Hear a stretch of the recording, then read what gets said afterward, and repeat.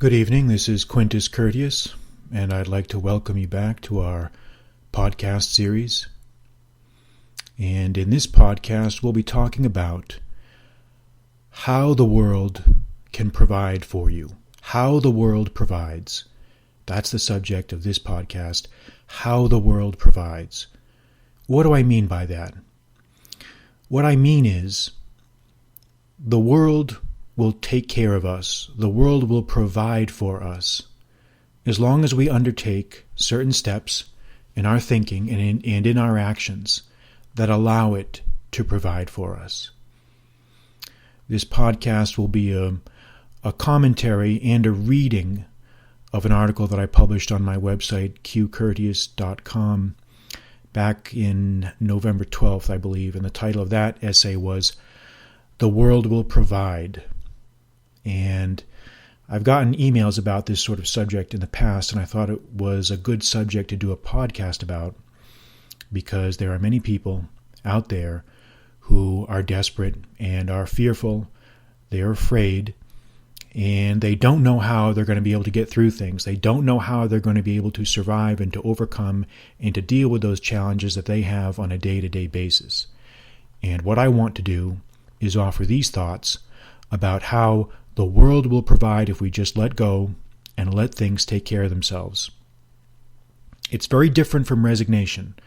I'm not advocating fatalism. I'm not advocating resignation. What I am advocating is the adoption of a certain mental frame which will allow you to get through those things that are difficult. The 3 points that I want you to take away from this podcast are these. And these tie into the method of how we allow the world to provide for us.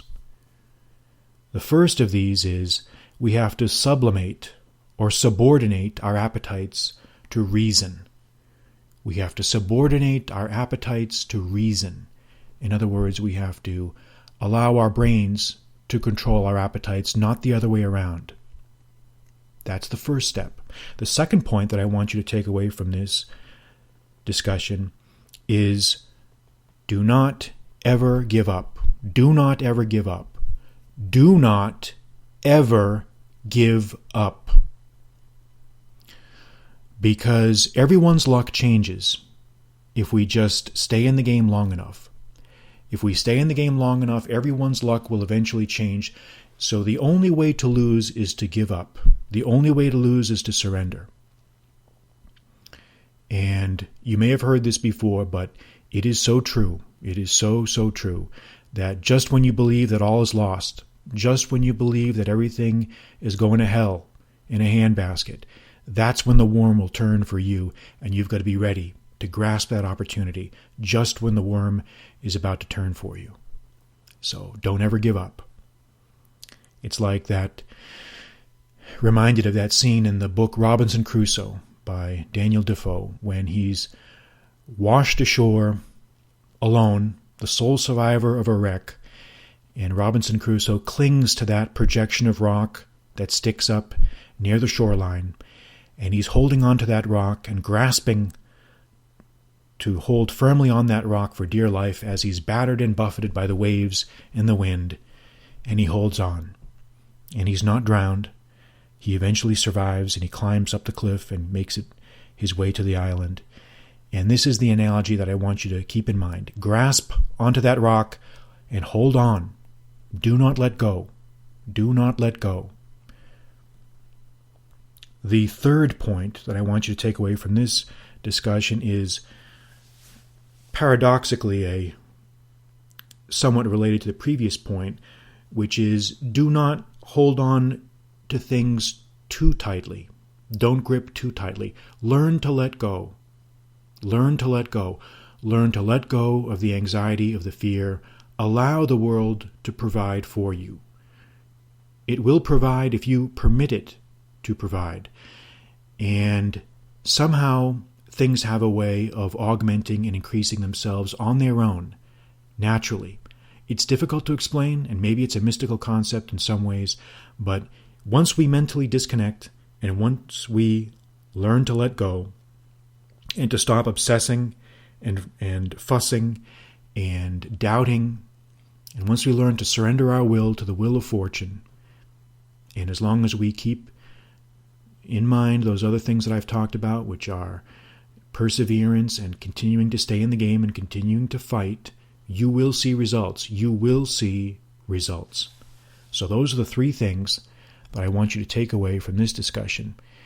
And what I'm going to do now is read the article, The World Will Provide, and then I'll have a little bit more discussion. And this podcast is a good one to listen to in a private moment. You can put in your headphones when you're on the subway or whether you're driving in the car or in the gym, and you can listen directly to me speak to you. And I think that way you'll better internalize some of these things and they'll hit home to you more and you'll better be able to process them. Incidentally, before I start reading the article, I'll just mention that this is one of the essays that's going to appear in my upcoming book, Pathways, which I expect to have published here in January. And it'll be a collection of about 55 short essays, the best of 2015, and that will contain the definitive version of this essay. But it's nice also to hear it spoken with commentary by me so that you will be able to experience it in a different format. Reading is one thing, listening is something else. So what I'm going to do now is to begin the reading of The World Will Provide, which again appeared on my website on November 12th of this year. Our spirits are driven by two things, appetite and reason. Appetite is the hunger for pleasures, and reason is the rational impulse. When reason does not control the appetite, then the appetite usurps the leadership position of the spirit. And this is a sure road to ruin. Appetite leads us around aimlessly by the nose, this way and that, like some kind of insensate farm animal. Reason, then, must be in the driver's seat at all times. She must command. And maybe this is why I spelled reason with a capital R, for it is a way of calling attention to its primacy. When reason commands, all is well. When she does not, peril awaits us. As Cicero says, ita fit, ut ratio praesit, appetitus obtemperet. And this means, so it happens that when reason is in charge, the appetite falls into line. All of this is another way of calling attention to the virtue of self-control. Self-control. Without self-control, without a firm hand on the reins of the spirit, bad things always happen. It all sounds so simple. But the problem is that it isn't. Is not. Or at least it's not a simple matter to practice self-control. In nearly every waking minute of our lives, we are encouraged to loosen the reins of reason over our appetites. The voluptuary impulses, already very strong, certainly need no encouragement from the outside, and yet this is what we expose ourselves to day in, day out, day after day.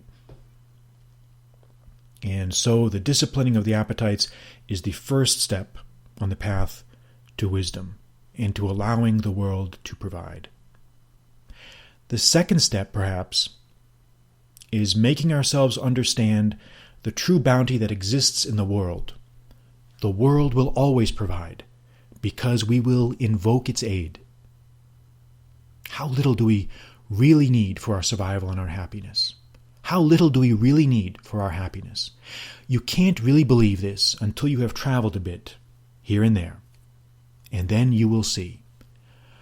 Our ancestors were satisfied with rough and meager foods to satisfy themselves and tolerated the abuses of weather and wind the best they could.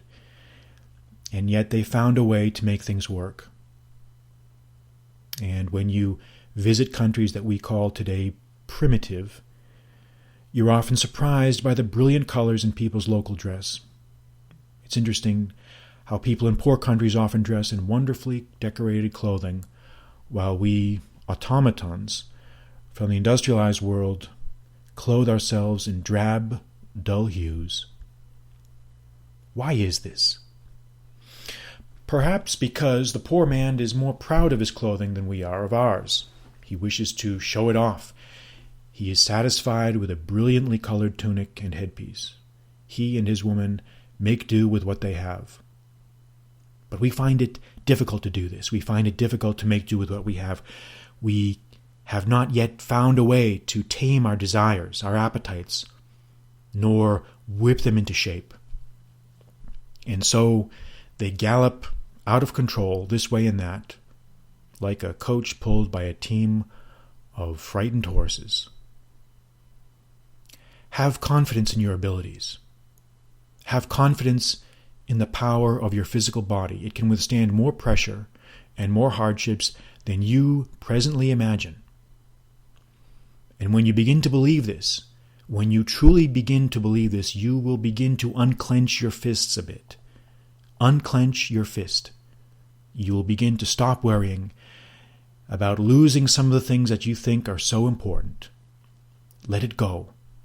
Let it go, and it will come back. It sounds trite, but it is so true. You've got to learn to let it go. It will come back in spades. It will come back in increased multiplication.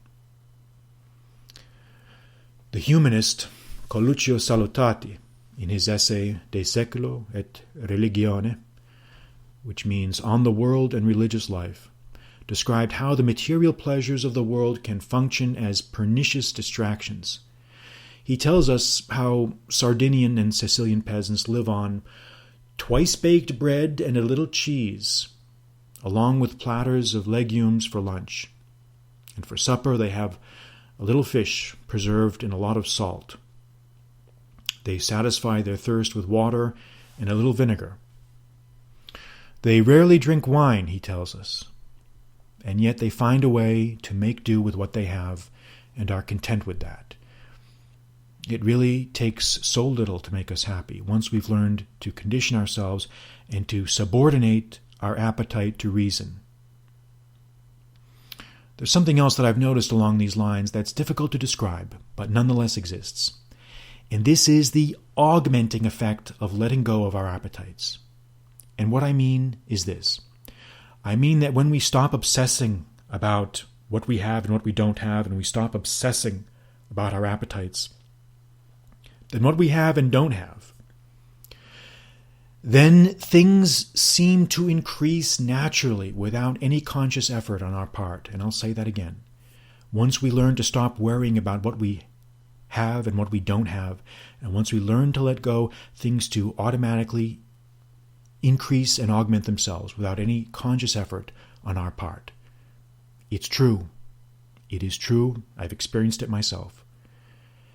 Spend some of your treasure, and it grows anew. Spend some of your treasure, and it grows anew all by itself. It grows greater than before. Don't ask me why this happens. I just know that it happens. Things increase by themselves once we stop stressing about them so much. It seems strange, but I believe there is much truth in this. Invest something to get something back. Put something in if you want something out. Holding on too tightly is the only and greatest mistake we can make. Let things go, and they will go. The world will provide one way or another. We have to have this faith in ourselves, this firm conviction, to make the next step in the march to progress. In seeing all this, we should feel fortified in our knowledge that no matter what may happen to us, no matter what accidents of fate may occur, we will always be able to find a measure of happiness in the life of this world. The world will provide if we let it provide.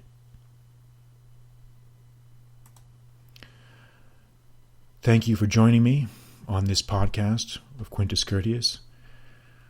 This podcast was brought to you courtesy of Fortress of the Mind Publications. I'm Quintus Curtius. Good night.